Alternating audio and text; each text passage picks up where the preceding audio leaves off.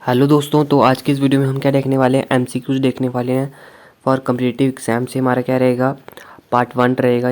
इस वीडियो में हम क्या देखने वाले हैं, कुछ एमसीक्यूज देखने वाले हैं जो कि कम्पिटिटिव एग्ज़ाम से के लिए बहुत ज़्यादा इंपॉर्टेंट है। सबसे देख लेते हैं, India has a coastline of. India की कोस्ट लाइन कितनी है। अभी पहले समझ लेते हैं कोस्ट लाइन है होती कैसे। जैसे मान लो ये क्या है, ये इंडिया का मैप है, ठीक है, बना रहे हैं हम। इस तरीके का रफ मैंने मैप बना दिया, ठीक है। और इस साइड जो की है, क्या है, हमारे आसपास ओशियंस है। ओशन के पास जो भी लैंड ओशन के कांटेक्ट में होता है उसको क्या बोलेंगे, कोस्ट। और जो ये लाइन पूरी है उसको क्या बोलेंगे, कोस्ट लाइन, ठीक है।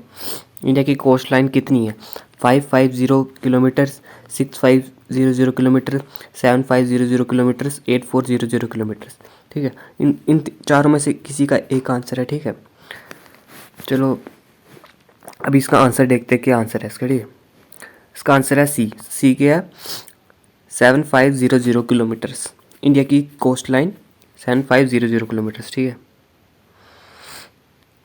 अब देख लेते हैं length of coastline of India including the coastlines of Andaman and Nicobar islands in the Bay of Bengal and Lakshadweep islands in the Arabian seas 7517 kilometre. तो मैंने आपको बताया था कोस्ट लाइन क्या होगी, जो ऐसी एरिया जो कि क्या है, ओशन या सीज़ के कांटेक्ट में, ठीक है, के आसपास हैं। तो फिर उसके अंदर क्या आएंगे, यूनियन टेरिटरी। जैसे अंडमान एंड निकोबार आइलैंड, ये भी यूनियन टेरिटरी है। लक्षद्वीप आइलैंड, ये भी यूनियन टेरिटरी है। इनको मिला के कोस्ट लाइन कितनी बनती है इंडिया की, 7517 किलोमीटर।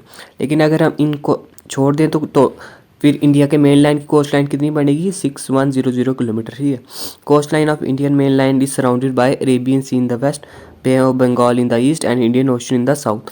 तो कोस्ट लाइन इंडिया की कहाँ कहाँ पे है, अरेबियन सी में कहाँ पे है, वेस्ट में है। और ईस्ट में क्या है, बे ऑफ बंगाल। और साउथ में क्या है, इंडियन ओशन, ठीक है। The long coastline of India is dotted with several major ports. अगर मेजर पोर्ट्स की बात करें जहाँ पे सामान का ट्रांसफ़र वगैरह जो होता है, वो कहाँ कहाँ पे है, कंडला, मुंबई। जो पोर्ट्स हैं इंडिया के मेजर पोर्ट्स हैं, नव शेवा, मंगलोर, कोचीन, चेन्नई, टूटिकोरिन, विशाखापट्टनम एंड पारादीप, ठीक है। ये सभी मेजर पोर्ट्स हैं इंडिया के, ठीक है। अभी नेक्स्ट एमसीक्यू हम देख लेते हैं। Which treatment has been dropped from the list of कोविड-19 ट्रीटमेंट्स इन इंडिया। तो कोविड-19 में जो कि ट्रीटमेंट यूज़ किए जाते हैं, अभी इंडिया में कौन सा ये ट्रीटमेंट है उसको क्या कर दिया है, ड्रॉप कर दी है। पहला गया convalescent plasma therapy, vaccination, oxygen therapy और हाइड्रोलिएशन, ठीक है। इन चारों में से क्या है ट्रीटमेंट जो कि कोविड-19 को के लिए दिया जाता है, एक ट्रीटमेंट क्या कर दी है, इसको हटा दिया है, ठीक है।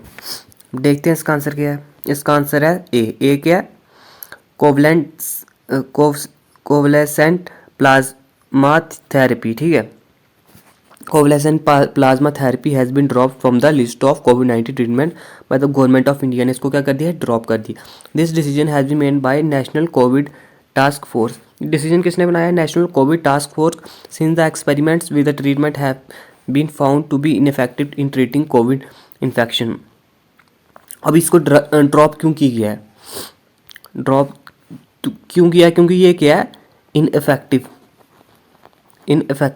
इसकी वजह से जो ऐसे तो इससे ट्रीटमेंट हो रहा है, लेकिन जो जो रेट है वो क्या है, बहुत ज़्यादा स्लो है और बहुत ही ज़्यादा कम जो पेशेंट्स हैं उनको ये ठीक कर पा रहा है ये ट्रीटमेंट, ठीक है। इसलिए इसको क्या कर दिया, ड्रॉप कर दिया गया है, ठीक है। तो नेक्स्ट देख लेते हैं हम। what was the name of space shuttle that landed man on the moon. कौन सा स्पेस शटल था जिसने क्या किया था, जिसके वजह से जो मैन था वो मून पे लैंड किया था।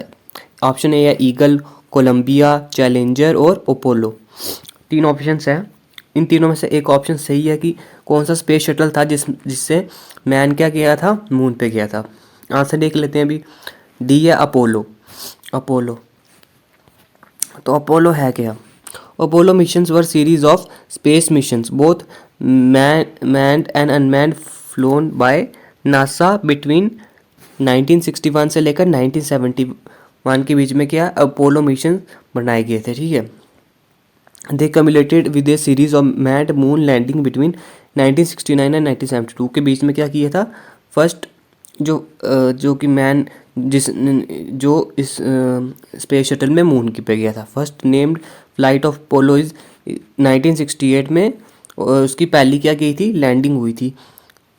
It was during the Apollo 11 mission that astronaut Neil Armstrong and Buzz Aldrin landing the lunar module on the moon on July 20, 1969।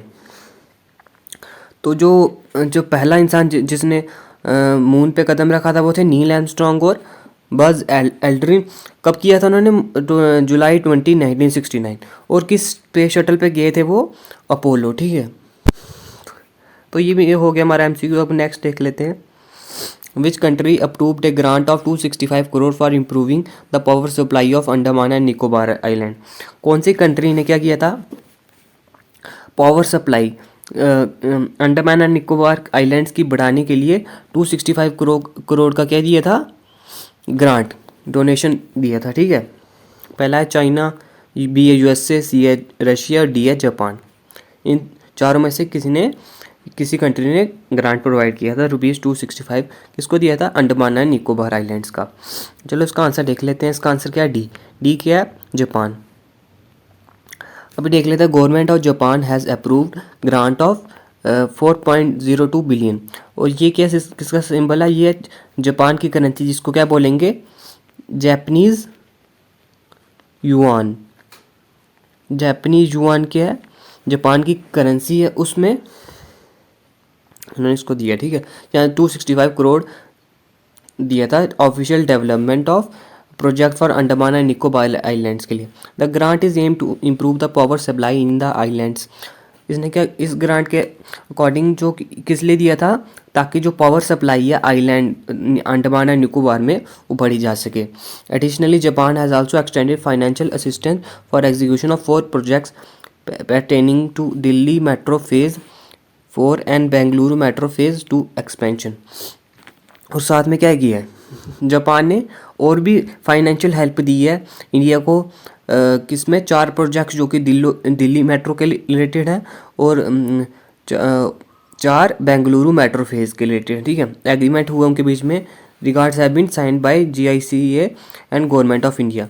और जो ये फाइनेंशियल हेल्प प्रोवाइड कर रहा है जापान, इसके लिए उन्होंने क्या किया है, एग्रीमेंट भी साइन किया हुआ है गवर्नमेंट ऑफ इंडिया से, ठीक है। तो इस वीडियो में इतना ही। इस वीडियो में हमने क्या देखा था, MCQs देखे जो कि एग्जाम पॉइंट ऑफ व्यू से इम्पॉर्टेंट है। ये हमारा क्या रहा था, पार्ट 1 रहा था। अभी पार्ट 2 में हम और MCQs देखेंगे। इस वीडियो में इतना ही। Thanks for watching.